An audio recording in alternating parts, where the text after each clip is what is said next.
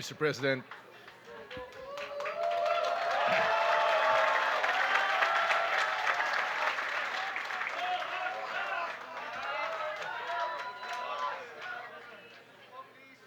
Mr. President, mga kasama sa ating paglalakbay sa landas ng daang matuwid.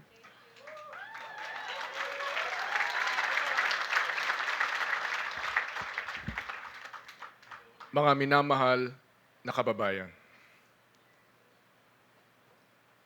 Una, Happy St. Ignatius Day.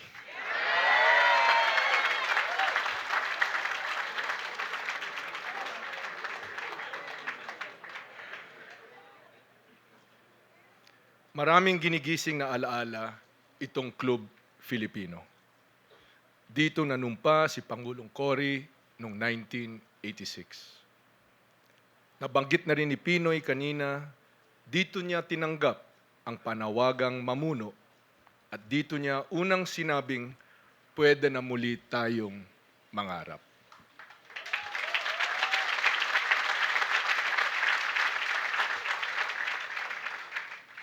Dito ko rin unang sinabi ang mga salitang bayan bago ang sarili.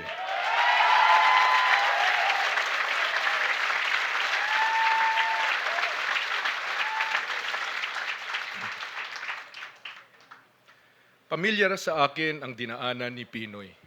Naunawaan ko ng buo ang pagninilay na kinailangan niyang gawin noong 2009.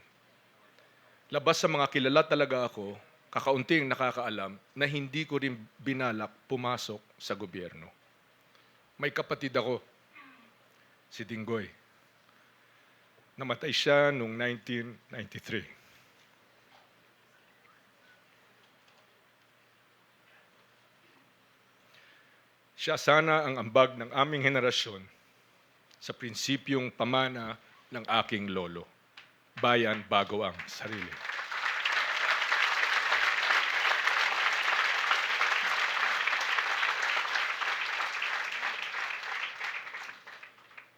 Kakambal na ng dugo namin ang kaisipang ito. Ito ang idiniin sa akin ng ama kong si Jerry at ito rin ang idinidiin ko sa aking anak at sa aking mga pamangkin. May obligasyon kang magsilbi. Unahin mo ang kolektibo kaysa personal. Palagi kang mag-ulikid sa mga kababayan mo.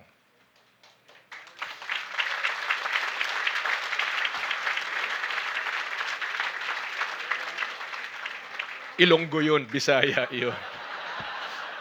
Wala akong mahanap na katumbas na kasama ang damdamin.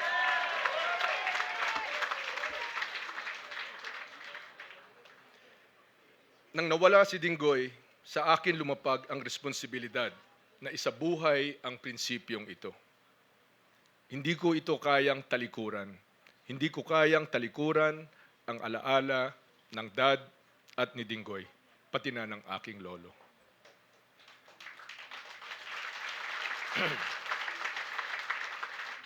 Tungkulin ko ito kahit alam kong magbabago ang buhay ko at kakailanganin kong lumabas sa nakasanayan ko. I had to do justice to what I had been taught and to what I knew in my heart was right. I accepted the responsibility.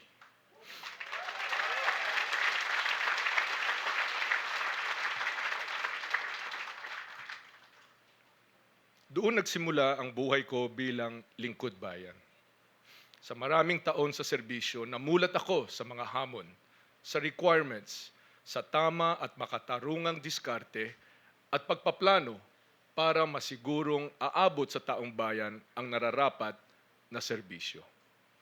Kasama dito ang pagpapasa ng makabuluhang batas, ang pagpapatibay ng ugnayan sa pribadong sektor, ang pagbuo ng konsensus na patas, kung saan tanging taong bayan lang ang panalo.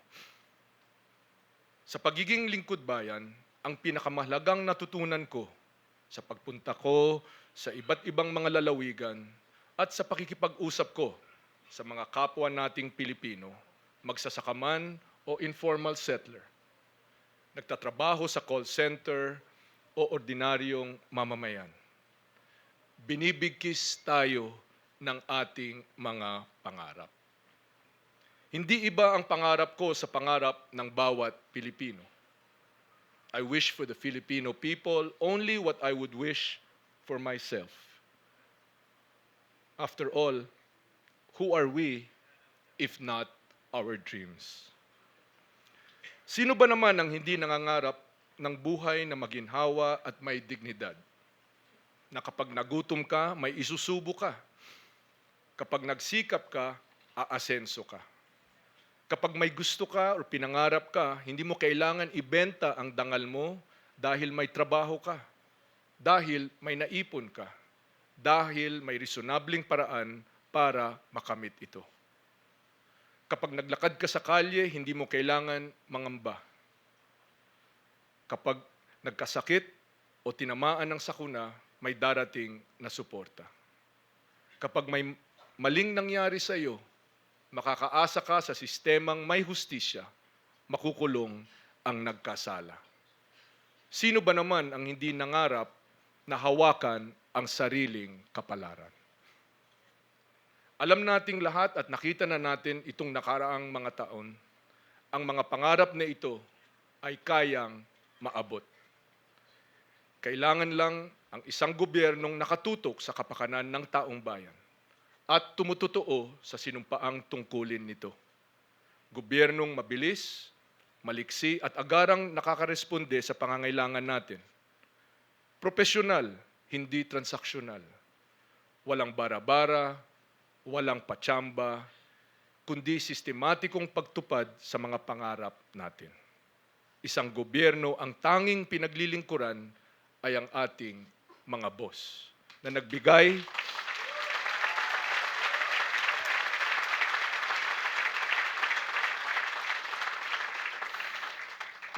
sa kanya ng mandato at lakas.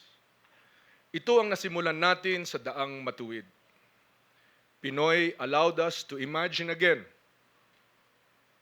what the Filipino is capable of.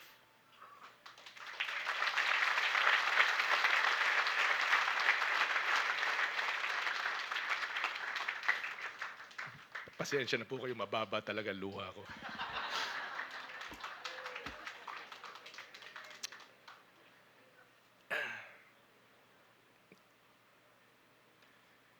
Malakas tayo, kayang lumaban sa bala, sa diktador, sa pang-aapi. Matibay tayo, madapaman dahil sa sakuna o sa kahirapan, ay babangon at babangon ulit.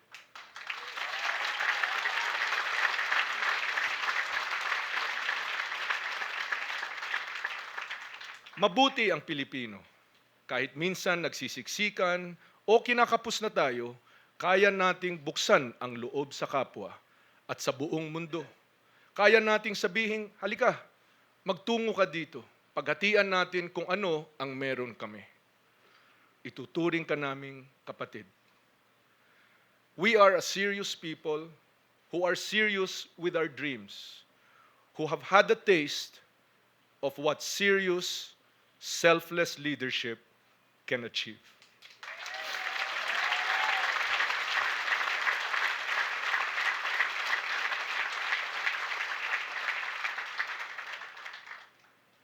Mr. President, kung maalala po ninyo, noong 2009, nag-usap po tayo, bago po ninyo tinanggap, natatakbo po kayo. Nagkasundo tayong isantabi ang personal na interes at isipin kung para saan ba talaga tayo nagsisilbi.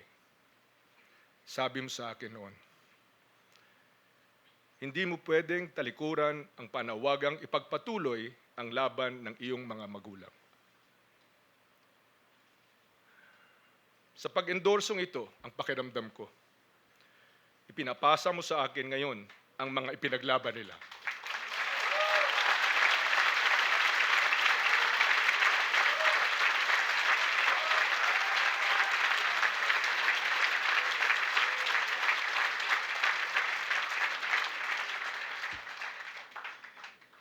natatawa na lang ako sa sarili ko dahil talagang naluluha ako eh. Malaking karangalan po yun para sa akin, Mr. President.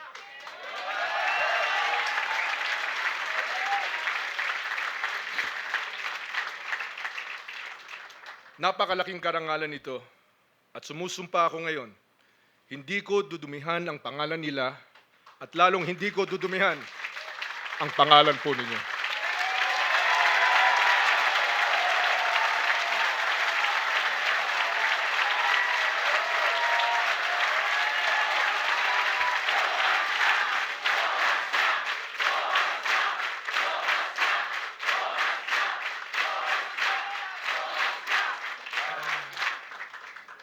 Sa pag-endorsong ito, ipinapasa mo rin ang pangarap at lakas ng bawat isa sa 100 milyong Pilipino.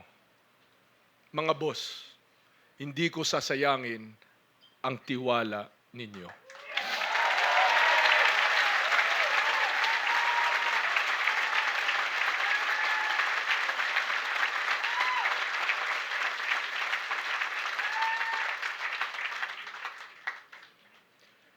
I owe the Filipino as much, and I owe as much to you, Mr. President. I have never met a president who sacrificed so much for the country.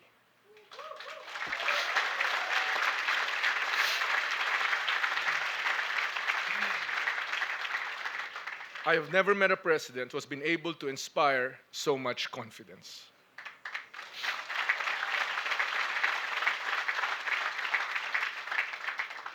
Namuno po kayo sa pagsasabuhay ng mga paniniwala natin.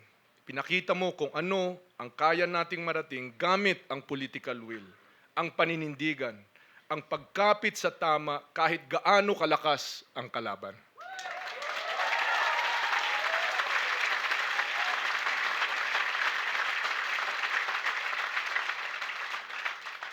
Buong pagpapakumbaba akong nagpapasalamat sa inyo at sa ating mga boss. Hinding-hindi ako lilihis sa daang matuwid.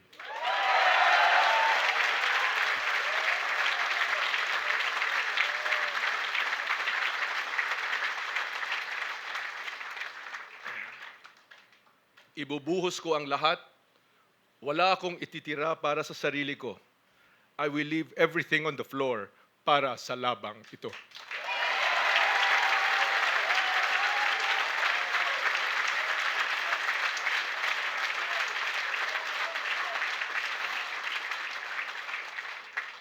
Naniniwala ako, hindi lang ito tungkol sa akin o kay Pinoy. Ang daang matuwid ay tungkol sa mga pangarap ng bawat Pilipino. Sabi nga ng Pangulo, it is worth fighting for.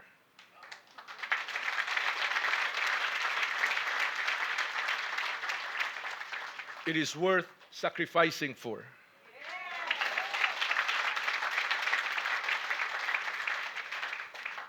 And dying for if need be.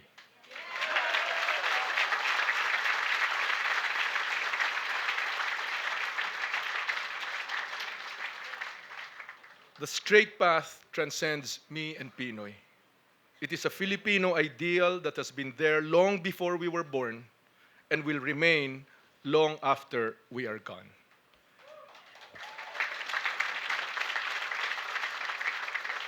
Hinahamon tayo ng kasaysayan na isabuhay ang prinsipyong ito na magpatuloy sa ating paglalakbay na ipaglaban ang ating mga pangarap bilang lahi.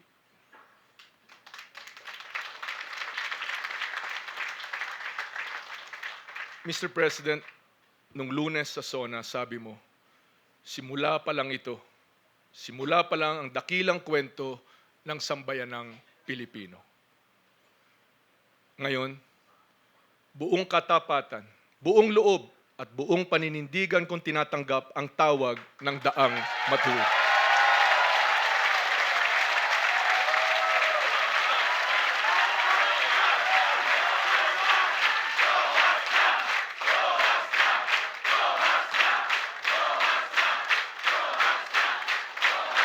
Maupo.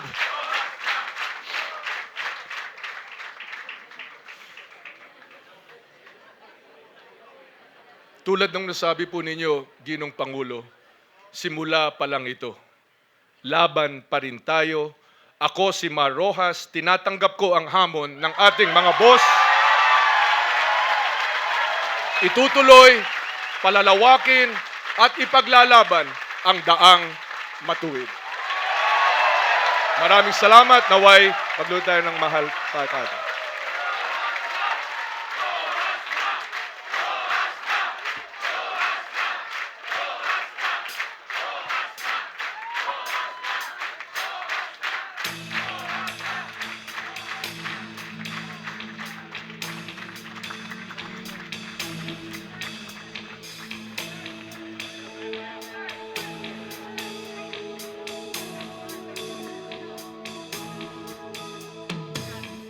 Sino pa ang pipiliin mo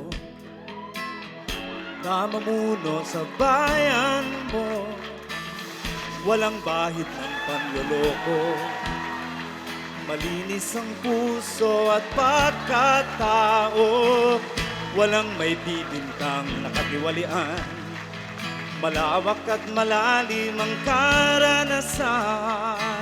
Subok na't matibay ang kakayahan, ang tanging hangad paglingkuran ng bayan. Papatuloy ang simulain, tuwid na daan ay pag-iibayuhin. Maunlad na buhay ay matatamasa at magpapatuloy ang reforma.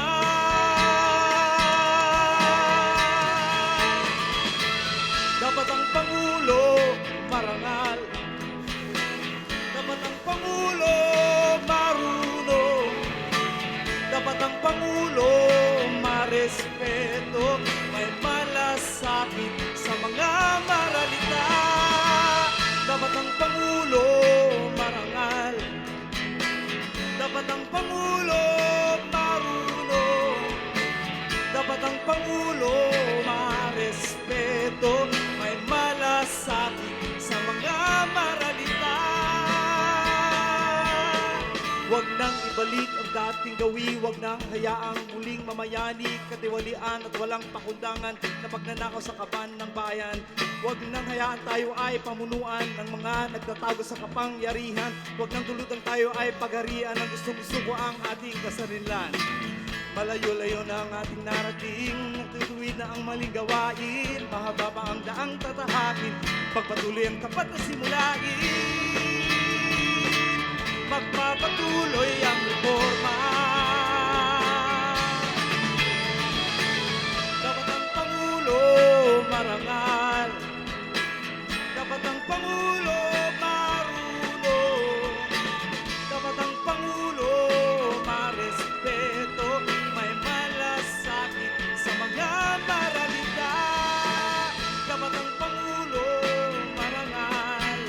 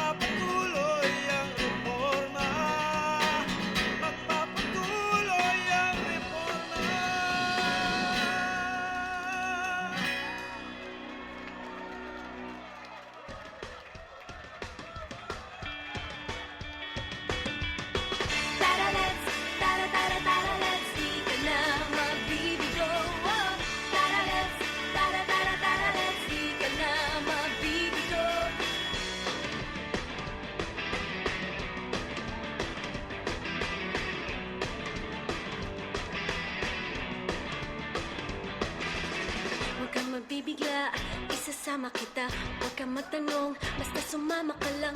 Huwag mong unahan, ako na daw ang pag-asa.